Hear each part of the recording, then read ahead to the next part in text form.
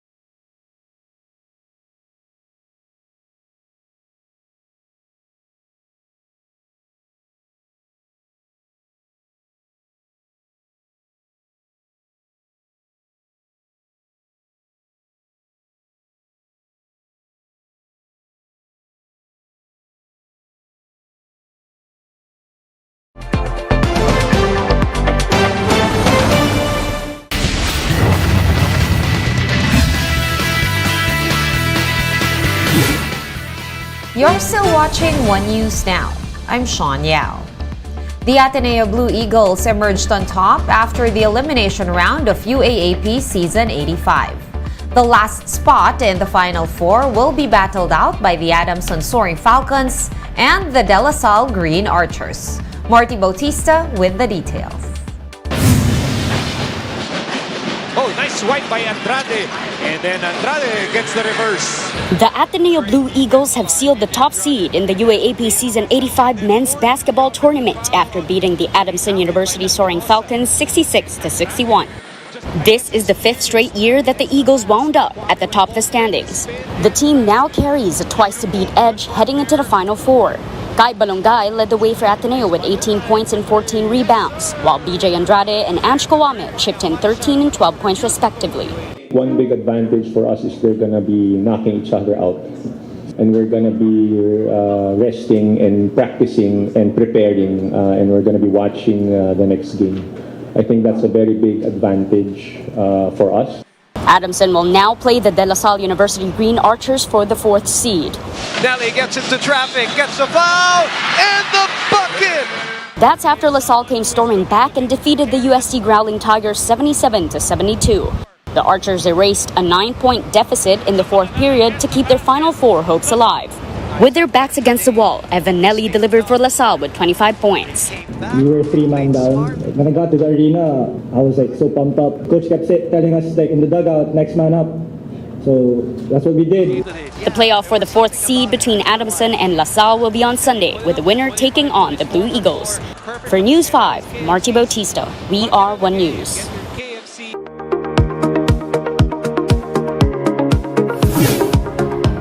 And after nearly 3 years of the COVID-0 policy in China, protests to ease restrictions have reached a fever pitch.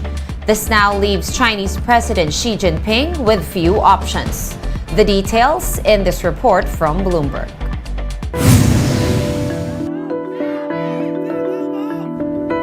Chinese President Xi Jinping is facing a huge dilemma, with anti-COVID-0 protests flaring up across the country. He's left with few good options. A rapid exit from COVID-0 could field a surge in death, or a crackdown on the protests. Heavy police presence has since kept protesters away. The question is, how will Xi's government respond? It's been almost 3 years of strict COVID rules, lockdowns, and endless rounds of testing that have kept China largely isolated from the rest of the world. Xi has staked his personal reputation on its success, keeping death to a minimum compared to the West. But now some residents in China have had enough and have taken to the streets to call for change.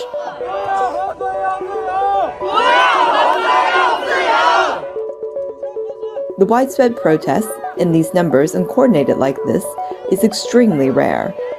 I would say that in general, the Communist Party underestimate the anger at the grassroots level. It's value related. Some people want Communist Party to be changed, and also even more than that. So I would say that it's very, very much different from the past. To some extent, it's quite similar to 1989 incident.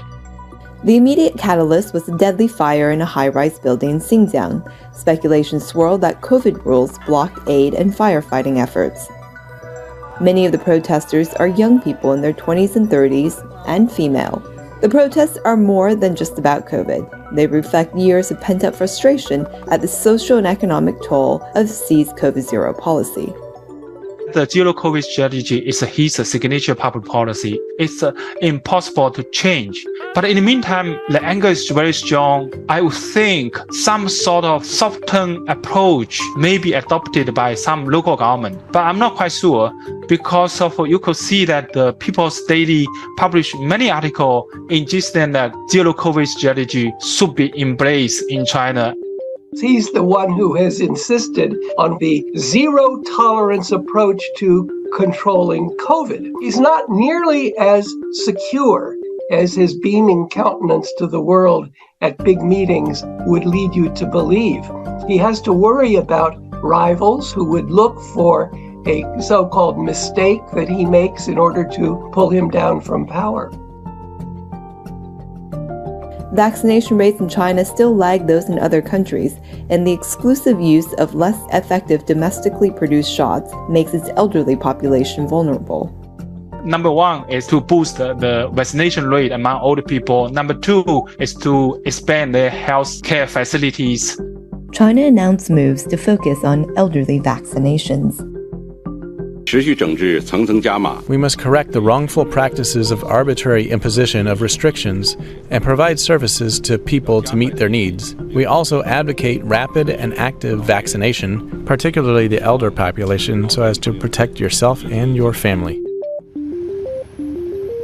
For now, censors are working at full speed to control internet comms to make it harder for protesters to organize.